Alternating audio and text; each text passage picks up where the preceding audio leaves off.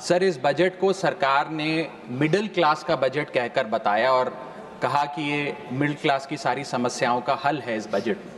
तो सबसे पहले सर मैं मिडिल क्लास की चर्चा करना चाहूँगा, उसके बाद अपने भाषण के अन्य भागों पे जाता जाऊँगा। सर, पहली बात तो यह है कि सरकारें मिडिल क्लास को एक आत्मा रहित कंकाल समझती हैं जिसकी हड्डियों पे चढ़ के $5 ट्रिलियन इकोनॉमी बनाना चाहती हैं।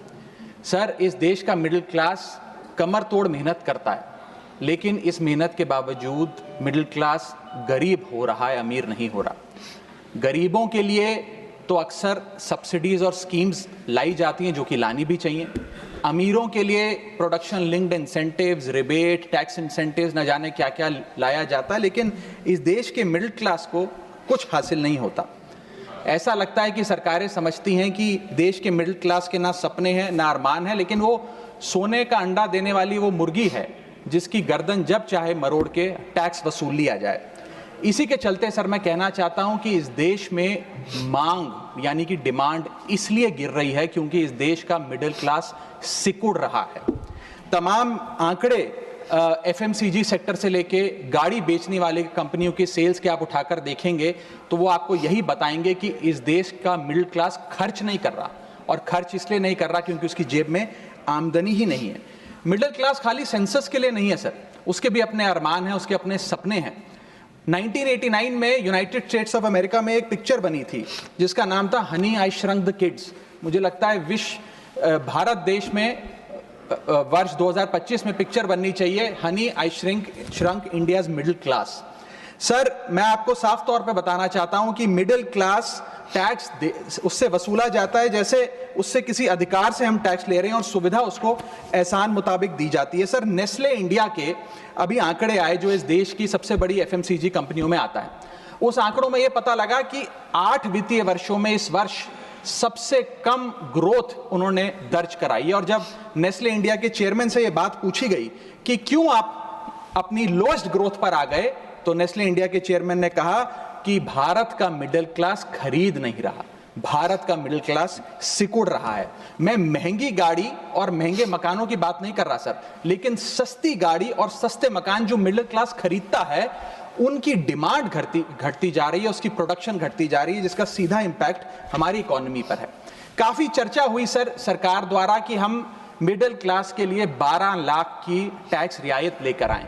मैं सर बतौर चार्टर्ड अकाउंटेंट ये बताना चाहता हूं कि ना ही ये टैक्स एग्जेम्पशन है, ना ही ये टैक्स डिडक्शन है, ये एकमात्र टैक्स रिबेट है। इस रिबेट का स्वागत हम सब करते हैं, हम सबको खुशी हुई, लेकिन मैं आपको इन तीनों में फर्क बताना चाहता हूं और ये दिखाना चाहता हूं कि कैसे चोर दरवाजे से इंडियन मिडिल क्लास से अभी भी इनकम टैक्स वसूला जा रहा है। पहली चीज सर, ये इनकम टैक्स एग्जेम्पशन नहीं है। एग्जेम्पशन होता है जैसे एक सोर्स ऑफ इनकम पर इनकम टैक्स लगे ही ना, जैसे कि इस देश में एग्रीकल्चरल इनकम, खेती बाड़ी से जो कमाई होती है उस पर कोई इनकम टैक्स नहीं लगता। ये वो नहीं है। ये टैक्स डिडक्शन भी नहीं है। टैक्स डिडक्शन होता है कि फर्ज करिए आपने साल में 15 लाख रुपए कमाए, इनकम टैक्स डिडक्शन आपको 12 लाख रुपए की मिली, तो 15 घटा 12 3 लाख पर आपको इनकम टैक्स देना पड़ेगा। ये टैक्स डिडक्शन भी नहीं है, ये टैक्स रिबेट है। यानी कि 12 लाख तक अगर आपने पैसा कमाया साल में तो आपको इनकम टैक्स नहीं देना, लेकिन जैसे ही 12 लाख से ज्यादा, फर्ज करिए आपने 12 लाख 1,000 रुपए कमाया, तो पूरे 12 लाख 1,000 पे आपके स्लैब अनुसार आपसे इनकम टैक्स वसूला जाएगा। और दूसरी चीज, कैपिटल गेन्स पे, यानी कि अगर आप अपने कोई मकान बेचते हैं, सोना बेचते हैं, इक्विटीज बेचते हैं, शेयर्स बेचते हैं, उस पर जो कैपिटल गेन पे, मुनाफे पे लगता है टैक्स, वो इस 12 लाख की सीमा में नहीं आएगा, उस पे आपको लेकिन इस 12 लाख की रियायत से कितने लोगों को भारत देश में फायदा हुआ, यह भी समझने की आवश्यकता है। हम 140 करोड़ की आबादी वाले देश में रहते हैं जिसमें मात्र 8 करोड़ लोग इनकम टैक्स की रिटर्न भरते हैं, और इन 8 करोड़ लोगों में से मात्र 3 करोड़ लोग इनकम टैक्स भी भरते हैं। यानी कि 8 करोड़ लोग इनकम टैक्स की रिटर्न भरते हैं, 5 करोड़ लोग जीरो इनकम दिखा के अपनी इनकम टैक्स की रिटर्न भरते हैं, जीरो टैक्सेबल इनकम, और उनसे कोई इनकम टैक्स नहीं वसूलती, लेकिन जो बाकी 3 करोड़ बचे मात्र वो ही इनकम टैक्स भरते हैं। तो किन लोगों का फायदा हो रहा है ये भी समझने की आवश्यकता है। और इसका मुकाबला आप करिए सर, सीएमआई का डेटा बताता है कि इस देश में कंजम्पशन के आधार पे 43 करोड़ इंडियन, 43 करोड़ भारतीय भारत की मिडिल क्लास में आते हैं। 43 करोड़ में से मात्र 2 से 3 करोड़ लोगों को ही इसका फायदा होने जा रहा है। उसका हम स्वागत करते हैं, लेकिन बाकियों के लिए क्या? वित्त मंत्री जी ने यह फैसला जब सुनाया तो कहा कि इससे भारत की कंजम्पशन बढ़ेगी, खपत बढ़ेगी और इकोनॉमी का चक्का, इकोनॉमी का पहिया चलने लग जाएगा। मैं आपको बताना चाहता हूं और इस सदन में भविष्यवाणी करता हूं सर कि इस टैक्स रियायत से इस देश की कंजम्पशन नहीं बढ़ने वाली। अगर आप वास्तव में इस देश की खपत यानी कि कंजम्पशन बढ़ाना चाहते हैं तो आपको इनकम टैक्स के साथ साथ जीएसटी नाम का टैक्स कम करना पड़ेगा, क्योंकि जीएसटी वो टैक्स है जो इस देश का अमीर से अमीर आदमी और गरीब से गरीब आदमी भी देता है। जब गरीब आदमी अपने घर में चूल्हा जलाने के लिए माचिस खरीदता है तो उस पर भी जीएसटी देता है, और अमीर आदमी जब सफर करने के लिए मर्सिडीज और बीएमडब्ल्यू खरीदता है उस पर भी जीएसटी देता है। जीएसटी वो लोग भी देते हैं जो इनकम टैक्स नहीं भरते, जीएसटी वो लोग भी देते हैं जिनको सरकार, उन 80 करोड़ भारतीयों को जिनको फ्री राशन देती है, जीएसटी उनसे भी वसूला जाता है। तो सही मायने में अगर आप भारत में खपत यानी कि कंजम्पशन को बढ़ाना चाहते हैं, इकोनॉमी रिवाइव करना चाहते हैं, तो आपको जीएसटी कम करना पड़ेगा और जीएसटी स्ट्रीमलाइन करना पड़ेगा। सर, मिडिल क्लास इस देश का सबसे देशभक्त क्लास है जो सबसे ज्यादा टैक्स देता है। और सर, जब नौकरी से लौटता हुआ साधारण पैंट शर्ट पहने मिडिल क्लास का आदमी मेट्रो की लाइन में खड़ा होता है तो उसे यह चिंता नहीं होती कि घर जाकर कौन सी पिक्चर देखूंगा या कौन सा पकवान खाऊंगा। उसे यह चिंता होती है कि मैं अगले हफ्ते अपने बच्चों की फीस कैसे भरूंगा, बाबूजी का ऑपरेशन कैसे कराऊंगा, या बड़े साल नौकरी कर ली अब एक स्कूटी खरीद लेता हूं, लेकिन जब बाजार जाता है तो पता लगता है वो स्कूटी जो 4 लाख की जो 40,000 की मिलती थी वो अब 1 लाख रुपए की मिलने लगी, या वो ऑल्टो गाड़ी जो 3-3.5 लाख की मिलती थी अब 10 लाख रुपए की मिलने लगी। ये सच्चाई है सर, और इसलिए है क्योंकि सर सैलरी बढ़ती नहीं, बचत होती नहीं, सिर्फ और सिर्फ महंगाई बढ़ती है। और सर, मैं ये भी आपको बताना चाहूंगा, रिपोर्ट्स बताती है, इकोनॉमिक सर्वे ऑफ इंडिया बताता है कि सैलरी औसतन मात्र 3% बढ़ी है पिछले वित्तीय वर्ष में, जबकि food inflation 10%, health care inflation 15% और कंज्यूमर प्राइस इन्फ्लेशन और न जाने कितनी इन्फ्लेशन तो इनसे कहीं ज्यादा ऊपर आंकड़ों पर आज मंडरा रही है, लेकिन उसके मुकाबले सैलरी मात्र 3% बढ़ी। सर, देश का मिडिल क्लास एक बहुत बड़े डेट ट्रैप में भी फंसने जा रहा है। मैं ये भी भविष्यवाणी आज करना चाहूंगा, क्योंकि भारत का household debt to GDP ratio आज 40% पे खड़ा हो गया। सर, सैलरी तो 7 तारीख को आती है महीने की, लेकिन 1 तारीख को मकान मालिक आ जाता है दरवाजे पे दरवाजा खटखटाने की किराया दो। और सारी उम्र काम करने के बाद एक मिडिल क्लास का आदमी सोचता है कि अंत में रिटायरमेंट के समय एक छोटा सा अपना मकान, जमीन खरीद के मकान बनाऊंगा।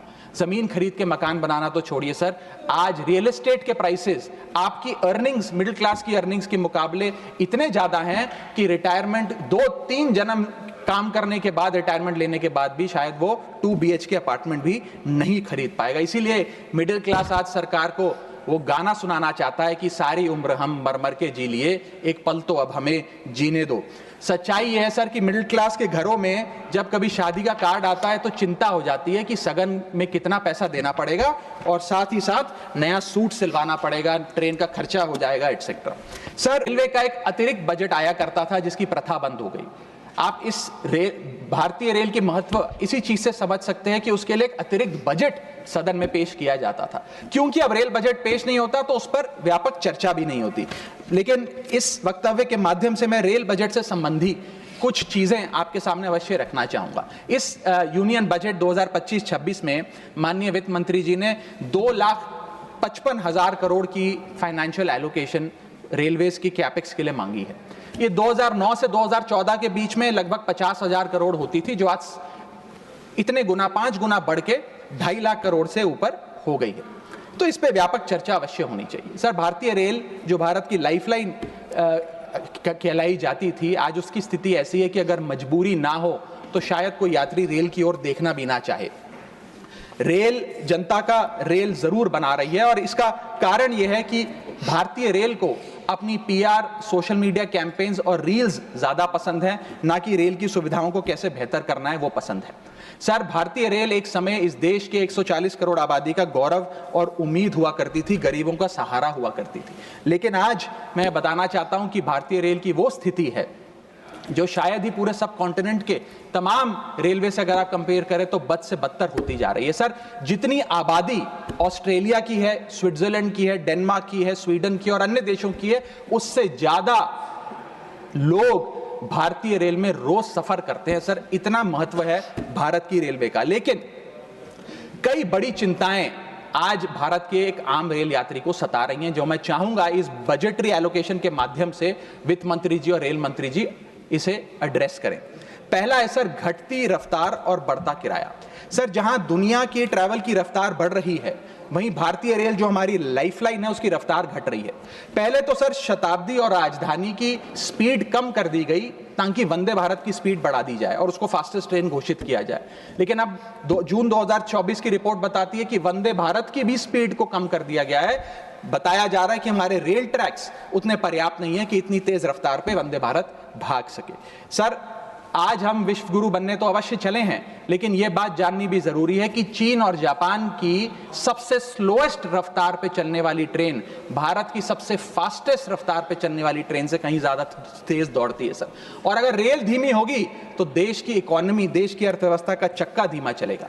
और किराए की तो सर क्या ही बात करें, जिस वंदे भारत का प्रचार रेल मंत्री जी करते थकते नहीं हैं, आज उस वंदे भारत का किराया इतना है कि गरीब आदमी छोड़िए, आम आदमी भी उसे अफोर्ड नहीं कर पा रहा। सर, वित्तीय वर्ष 2013-14 में एवरेज फेयर पर पैसेंजर पर किलोमीटर 32 पैसे हुआ करता था।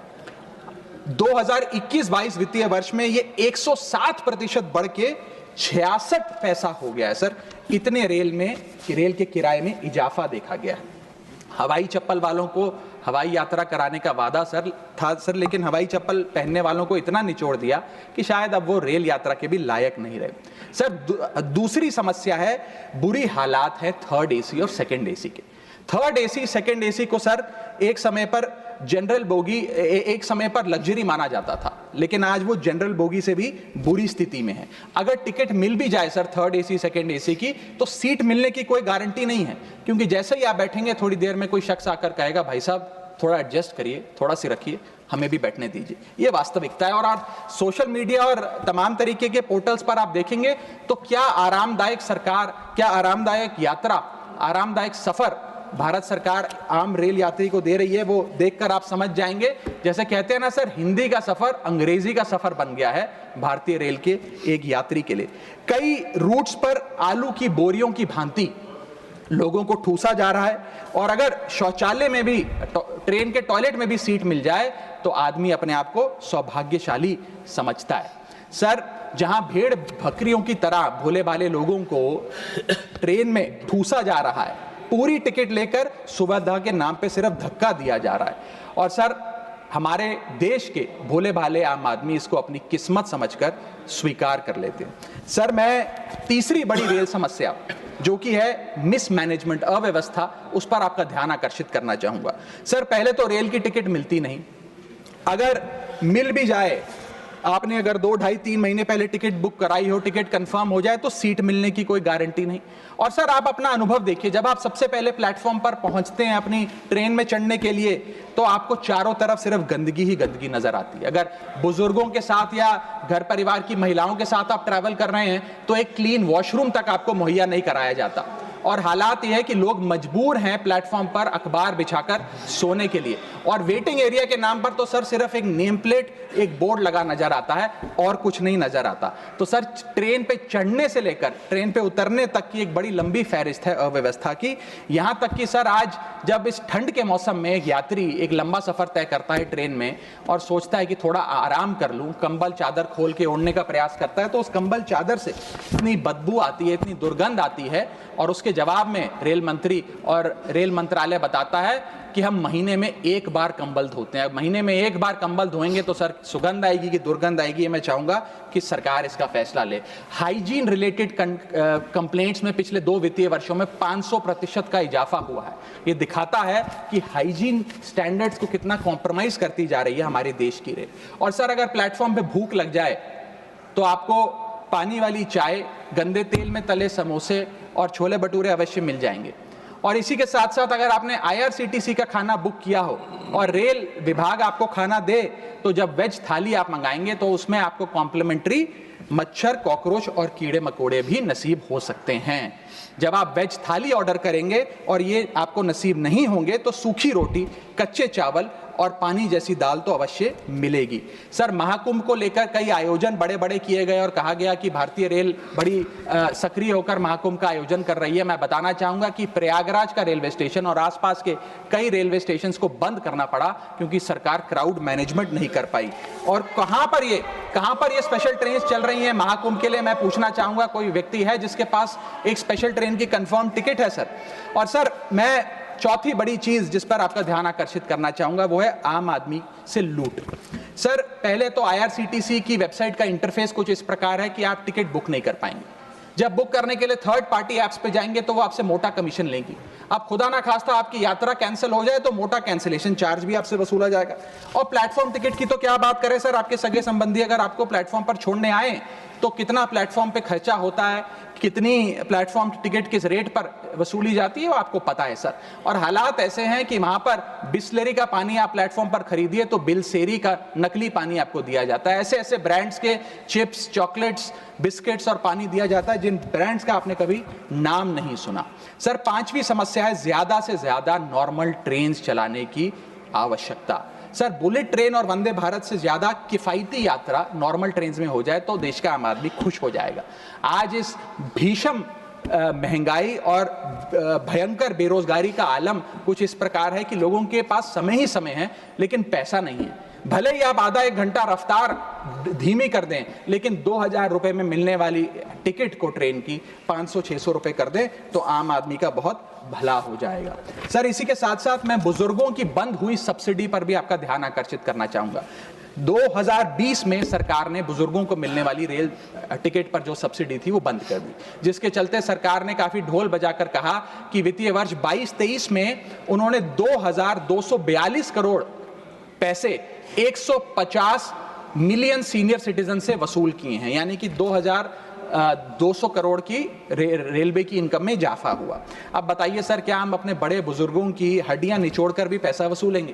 पूरी जिंदगी भर काम करने के बाद एक सीनियर सिटीजन सोचता है कि रिटायरमेंट के बाद तीर्थ करने जाऊंगा, धार्मिक स्थानों पे जाऊंगा, लेकिन आज हम ये सब्सिडी बंद करके उन पर महंगाई का एक बड़ा बर्डन डाल रहे हैं। मैं वित्त मंत्री जी को और रेल मंत्री जी को कहना चाहूंगा कि अगर ये बड़े बुजुर्ग तीर्थ यात्रा पे जाएंगे तो शायद आप ही के लिए दुआएं मांगेंगे। सर इसी के साथ साथ मैं रेल और जनता की सुरक्षा, ये मेरा आखिरी पॉइंट है सर, इसके टुवर्ड्स भी आपका ध्यान आकर्षित करना चाहूंगा।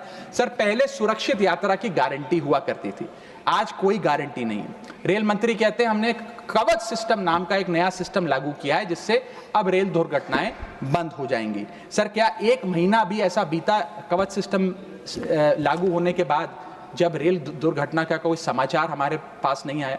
सर बीते 5 सालों में 200 से ज्यादा रेल एक्सीडेंट्स हुए हैं जिसमें 400 से ज्यादा लोगों की मौत और अनगिनत लोग इंजर हुए हैं। CAG की वर्ष 2000 जो अभी रिपोर्ट आई वो बताती है कि वित्तीय वर्ष 2018 से 2021 के भीतर जितनी भी ट्रेन एक्सीडेंट्स हुए उसका 75% कारण लैक ऑफ ट्रैक मेंटेनेंस, यानी कि रेल ट्रैक की मेंटेनेंस में जो कमी है उसकी वजह से रेल की दुर्घटनाएं हो रही हैं। हम ये हाउस 2.5 लाख करोड़ रुपए सैंक्शन करने जा रहा है भारतीय रेल को। मुझे उम्मीद है कि कम से कम ट्रैक मेंटेनेंस तो ठीक ठाक तरीके से रेलवे विभाग कराएगा। सर इसी के साथ साथ जितनी भी ये समस्याएं बताई गई हैं, अगर रेल मंत्री रील से ज्यादा रेल पर ध्यान दे तो अवश्य इसका इलाज हो जाएगा। मैं 4 पंक्तियां एक आम रेल यात्री के अनुभव को एक्सप्लेन करते हुए आपके सामने पढ़ना चाहूंगा। सर अजब गजब चल रहा है रेल का खेल, हमेशा गाड़ी लेट तो कहीं ब्रेक फेल, महंगी टिकट के बाद भी सीट मिलने की आस नहीं, सुरक्षित पहुंच जाएं इस बात पर विश्वास नहीं, भिड़ रहे हैं ट्रेनें, मर रहे हैं लोग, रेल मंत्री लगा रहे हैं अमृतकाल का भोग, बुकिंग से लेकर टिकट कैंसिलेशन तक दर्जनों टैक्स का जाल, भेड़ बकरियों की तरह ठूसे जा रहे हैं लोग, कैसे मनाएं अमृतकाल। बेरोजगारों के देश में हो रही है बुलेट ट्रेन की बात, सरकार कैसे समझेगी आम आदमी के मन के जज्बात। रेल मंत्री को रेल नहीं रील पसंद है, टिकट के नाम पर मनमाना बिल पसंद है। खाना मांगने पर मिलता है कॉकरोच, छिपकली और मच्छर। इतना बदहाल हो चुका है हमारी लाइफलाइन का स्ट्रक्चर। आखिर कैसे सुधरेगी व्यवस्था, कैसे बदलेंगे हालात, सरकार समझने को तैयार नहीं आम आदमी के जज्बात।